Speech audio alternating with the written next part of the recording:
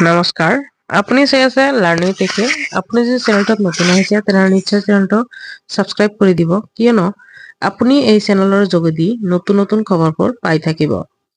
So আজি আপোনালোকৰ সৈতে মই পিজিটিৰ কাট অফ কিমান যাব সেই বিষয়ে আলোচনা কৰিবলৈ ওলাইছো সো আপোনালোকে ভিডিঅটো স্কিপ নকৰাকৈ মন দি চাব তাৰ আগতে আপোনালোকৰ লগত মই দুই এটা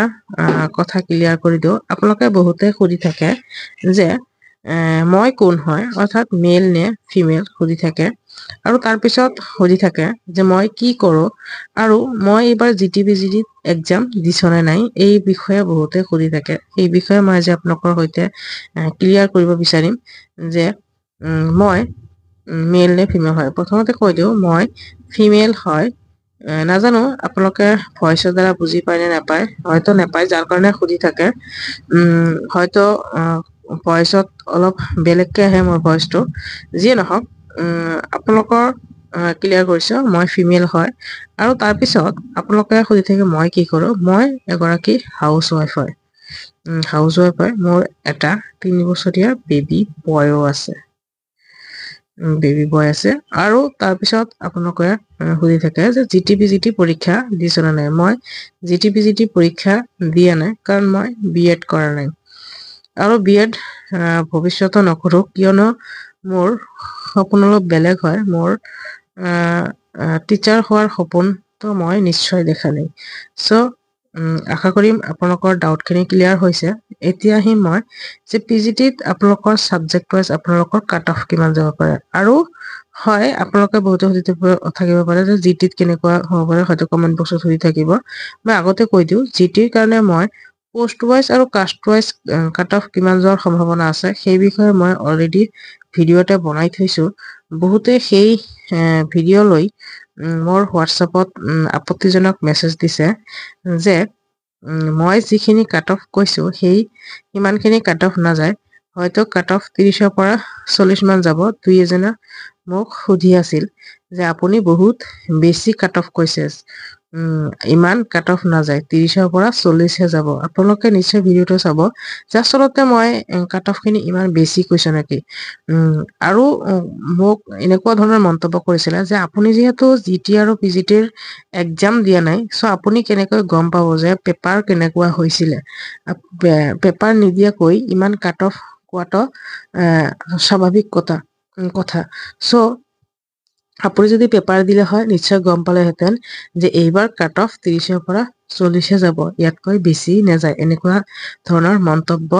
মোৰ ওপৰত কৰিছে যে মই পেপাৰ দিয়া নাই কাৰণে মই বেছি কৈছো আপোনালোকে ভিডিওটো চাবচোন মই ইমান কাট অফ কৈছো নেকি মই জানো যে পেপাৰটো ইজি অহা নাছিলে পেপাৰটো ময়ো চাইছো আমাৰ ঘৰৰ পৰাও এজনে দিছে পেপাৰটো সো মই জিটিৰ পেপাৰটো চাইছো পিজিটিৰ পেপাৰটো মই চাইছো আৰু আমাৰ ঘৰৰ পৰা যিজনে দিছে সিটো জিটিৰ পেপাৰহে দিছিল জিটিৰ পেপাৰটো হাতত পাইছিল আৰু পিজিটিৰ পেপাৰটো মই পিডিএফত চাইছো কেনেকুৱা হৈছিলে দুয়োটা পেপাৰে ইমান ইজি হোৱা নাছিলে মই চাইছো আৰু পেপাৰটো মডাৰেটটো হাই কৰি দিছিলে যাৰ কাৰণে কাট অফ হয় কম যাব কিন্তু ইমানো কম নাযায় যে 30ৰ পৰা 40 মান কাট অফ যাব তো আপোনালোকে ভিডিওটো নিশ্চয় যাব ডেসক্ৰিপচনত লিংক দিয়া আছে আৰু মই থুলমূলকৈ আপোনালোকক কৈ দিওঁ হয়তো বহুতে হয়তো নাচাব পাৰে যে মই কাট অফ খিনি জিটিৰ কাৰণে যিটো কৈছিলো সেইটো 70 পৰা 75 কৈছিলো জেনাৰেলৰ কাৰণে আৰু বাকি ওবিসিৰ কাৰণেতো কম যাবই আপোনালোকে জানে -5 কৰি দিয়ক 65 টু 70 এনেকুৱা ধৰণৰ কাট অফ যাব পাৰে এনেকুৱা ধৰণৰ কাট অফ খিনি মই কৈছিলো আৰু যাৰ কাৰণে বহুতে আপত্তি জনাইছে যে ইমান কাট অফ নাযায় লিখি ৰাখক আপুনি পেপাৰখিনি দিয়া নাই কাৰণে কৈছে বাৰু যিয়ে নহওক নাযাবও পাৰে হয়তো বা 30 পৰা 40ও যাব পাৰে একো নহয় এতিয়া মই পিজিটিত কাট অফ কিমান যাব সেই বিষয়ে যে আপোনালোকে জানে যে পিজিটিটো কিন্তু আপোনালোকৰ পেপাৰখিনি ইজি অহা নাছিলে পেপাৰখিনি হাই লেভেলৰ আছিলে আপোনালোকে হয়তো জানে যে পেপাৰ হাই আছিল কাৰণে অৰ্থাৎ মডাৰেটটো হাই আছিল কাৰণে আপোনালোকৰ কাট অফ খিনি কম যাব আৰু যদি ইজি অহা হলেহেঁতেন আপোনালোকৰ কাট অফ খিনিও হাই গলেহেঁতেন বাৰু যিয়েই নহওক যি হৈছে দিয়ক এতিয়া আপোনালোকৰ পিজিটিত কাট অফ কিমান যোৱাৰ সম্ভাৱনা আছে সেই বিষয়ে আলোচনা কৰিম আপোনালোকৰ পিজিটিত কাট অফ যোৱাৰ সম্ভাৱনা আছে আপোনালোকে যদি মোটামুটিকে মই সকলো ছাবজেক্টৰ কথা কৈছো, সকলো ছাবজেক্টতে আপোনালোকৰ পিজিটিৰ কাৰণে 73 to 80 এনেকুৱা ধৰণৰ কাট অফ যোৱাৰ সম্ভাৱনা আছে। ইয়াৰ ভিতৰতে থাকিব জেনেৰেলৰ কাৰণে। হয়তো দুই এটা এনেকুৱা ছাবজেক্ট আছে য'ত নেকি আপোনালোকৰ কাট অফ খিনি অলপ বেছি যোৱাৰ সম্ভাৱনা আছে। আকৌ দুই এটা এনেকুৱা ছাবজেক্ট আছে য'ত আপোনালোকৰ কাট অফ খিনি কম যোৱাৰ সম্ভাৱনা আছে। কিন্তু গোটেইখিনি মিলাই যদি আমি এভাৰেজকৈ যদি আমি কওঁ, তেনেহ'লে আপোনালোকৰ কাট অফ খিনি 73 to 80 যোৱাৰ সম্ভাৱনা আছে। আপোনালোকে এৰাউণ্ড যদি কয়, এৰাউণ্ড 75 কাট অফ যোৱাৰ সম্ভাৱনা আছে। কিন্তু মনত ৰাখিব, দুই এটা ছাবজেক্টত হয়তো বেছি যাব পাৰে। যদি আপোনালোকে কোন দুই এটা ছাবজেক্টত আপোনালোকৰ কাট অফ বেছি যোৱাৰ সম্ভাৱনা আছে যদি আপুনি চাই, আপোনালোকৰ বিশেষকৈ কাট অফ বেছি যোৱাৰ সম্ভাৱনা আছে আপোনালোকৰ অসমীয়াত আপোনালোকৰ কাট অফ বেছি যোৱাৰ সম্ভাৱনা আছে। কিয় কৈছো অসমীয়াত কাট অফ বেছি যোৱাৰ সম্ভাৱনা আছে? কাৰণ অসমীয়াত ষ্টুডেণ্টছৰ সংখ্যা বহুত বেছি থকা দেখা গৈছে। ষ্টুডেণ্টছৰ সংখ্যা বহুত বেছি আৰু পোষ্টৰ সংখ্যাও আপোনালোকৰ বেছি আছে। কিন্তু বাকী বোৰতকৈ তুলনামূলকভাৱে যদি কওঁ, আপোনালোকৰ অসমীয়াত ছাত্ৰ ছাত্ৰীৰ সংখ্যা বহুত বেছি আছে। প্ৰায় ধৰক ৩,৫০০ মানে আপোনালোকৰ অসমীয়াৰ কাৰণে এক্সাম দিছে। আপোনালোকৰ অসমীয়া যদি ধৰে আপোনালোকৰ এৰাউণ্ড আপোনালোকৰ 85 ধৰিব পাৰে, এৰাউণ্ড 85 ধৰিব পাৰে কাট অফ যোৱাৰ সম্ভাৱনা আছে। ইমান বেছিও নাযায়, কাৰণ পেপাৰ যিহেতু ইজি নাছিল। তাৰপিছত আপোনালোকে কোনটো ছাবজেক্টত কাট অফ বেছি যোৱাৰ সম্ভাৱনা আছে? তাৰপিছত আছে আপোনালোকৰ এডুকেশ্যনত আপোনালোকৰ কাট অফ বেছি যোৱাৰ সম্ভাৱনা আছে। এডুকেশ্যনত কাট অফ কিমান যোৱাৰ সম্ভাৱনা আছে? আপোনালোকে এডুকেশ্যনতো 85 প্লাছ ধৰিব। এডুকেশ্যনতো 85 প্লাছ ধৰিব পাৰে কাট অফ যাব, মানে এৰাউণ্ড আপোনালোকৰ 85 যাবই। তাৰপিছত আপোনালোকৰ পলিটিকেল চায়েন্স, তাৰপিছত হিষ্ট্ৰী, এইবোৰৰ বিষয়ে যদি কয়, আপোনালোকক মই কৈ দিলো 73 to 80 কাট অফ যোৱাৰ সম্ভাৱনা আছে। আপোনালোকে জানে যে পোষ্টৰ তুলনাত ছাত্ৰ ছাত্ৰী কিন্তু বহুত কম এপিয়াৰ হৈছে। পোষ্টৰ তুলনাত বহুতে কম। আপোনালোকে ইতিমধ্যে জানে যে এই যে গ্ৰেড 3 গ্ৰেড 4 যিটো এক্সাম হৈ গ'ল, তাতে 12,500 পোষ্টৰ বিপৰীতে আপোনালোকৰ পৰীক্ষা দিছিলে কিমান? আপোনালোকৰ পৰীক্ষা দিছিলে 32 লাখ ষ্টুডেণ্টছে। ভাবক আপোনালোকৰ 8,000 যিটো পোষ্ট আছিলে, 8,000 পোষ্টৰ তুলনাত আপোনালোকৰ পৰীক্ষা কিমান দিছে? জিটিত 36,000, মানে কিমান কম হয়নে? বহুত কম। অকল আপোনালোকৰ পৰিশ্ৰম কৰিব লাগে। আৰু 36,000 মানে যে দিছে, 36,000ৰ ভিতৰতো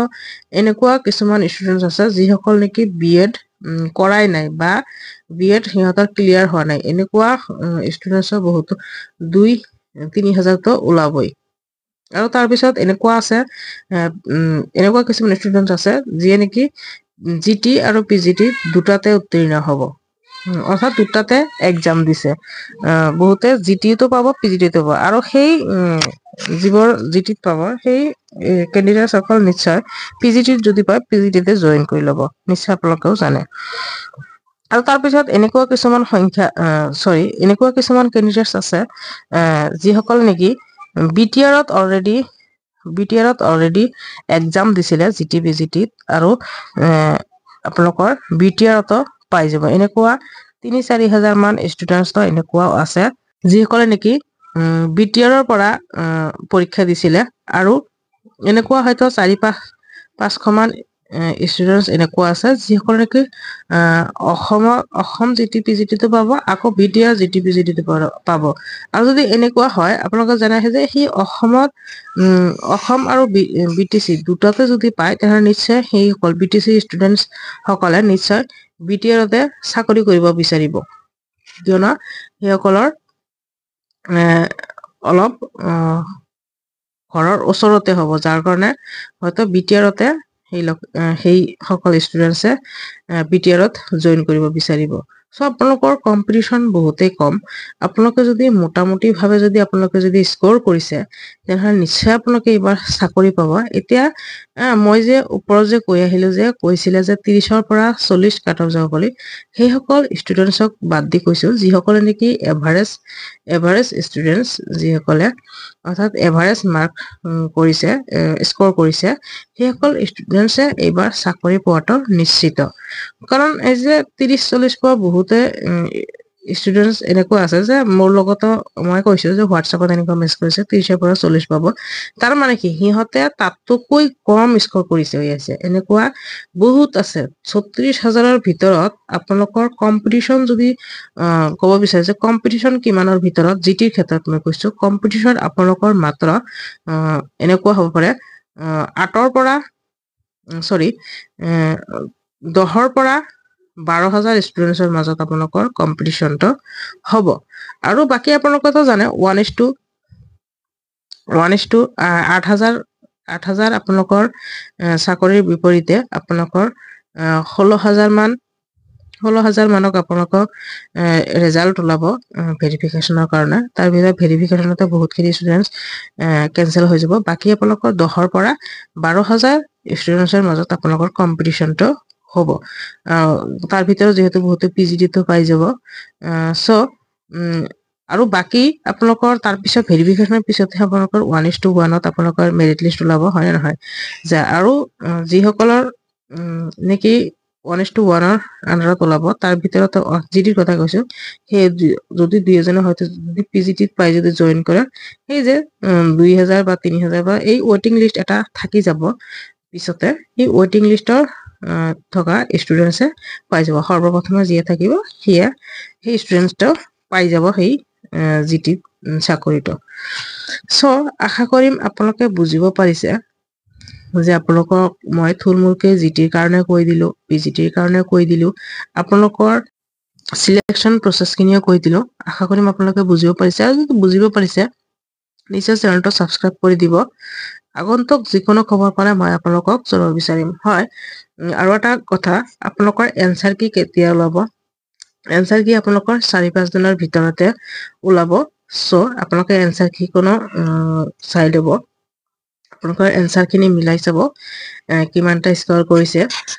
হয়তো আপোনালোকৰ বহুতৰে এনসাৰ হয়তো নিমিলিব পাৰে ইউটিউবৰ সকলৰ লগত হয়তো নিমিলিব পাৰে অফিচিয়েলি যিটো আপোনালোকৰ যিটো এনসাৰ কি হ'ব সেই এনসাৰ কি লগত আপোনালোকে মিলাই চাব কিমানখিনি স্ক'ৰ কৰিলে সো আজিৰ ভিডিঅ'টো ইমানখিনিয়ে ধন্যবাদ